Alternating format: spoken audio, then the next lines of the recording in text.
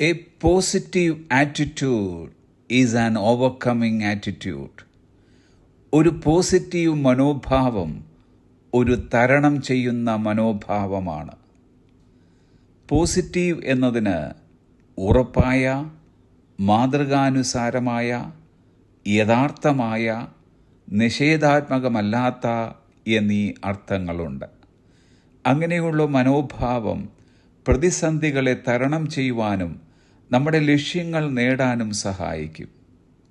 മനോഭാവം എന്നത് നമ്മൾ ദിവസവും ചെയ്യുന്ന ഒരു തിരഞ്ഞെടുപ്പാണ്.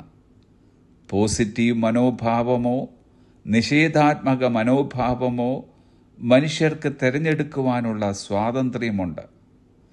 നമുക്ക് ചുറ്റുമുള്ള ലോകത്തെ നാം എങ്ങനെ കാണുന്നുവെന്നും അതിനോട് എങ്ങനെ പ്രതികരിക്കുന്നു എന്നും നിർണയിക്കുന്നത് നാം എടുക്കുന്ന തിരഞ്ഞെടുപ്പാണ്.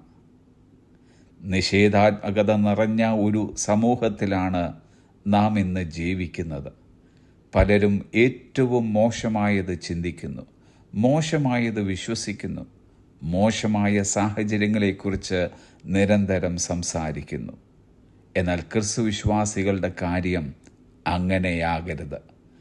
ഇത്തരത്തിലുള്ള ഓവർകമ്മിങ് ആറ്റിറ്റ്യൂഡ് തരണം ചെയ്യുന്ന മനോഭാവത്തിന് ഏറ്റവും നല്ല ഒരു ഉദാഹരണം ഫിലിപ്പിയർക്ക് എഴുതിയ ലേഖനം 4-ാം അധ്യായം 13-ാമത്തെ വാക്യത്തിൽ കാണുവാൻ കഴിയും. അവിടെ പൗലോസ് അപ്പോസ്തലൻ പറയുകയാണ്, I can do all things through Christ which strengthen me. എന്നെ ശക്തനാക്കുന്നവൻ മുഖാന്തരം ഞാൻ സകലത്തിനും മതിയാകുന്നു.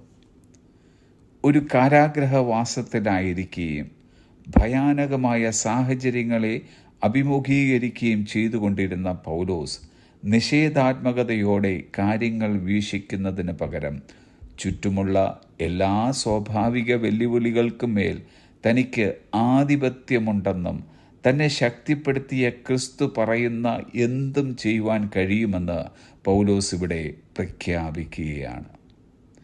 ഒരു വശത്ത് പ്രശ്നങ്ങളുടെയും പ്രതിസന്ധികളുടെയും വെല്ലുവിളികളുടെയും കൂമ്പാരം, മറുവശത്ത് ക്രിസ്തുവിൻ്റെ ശക്തി.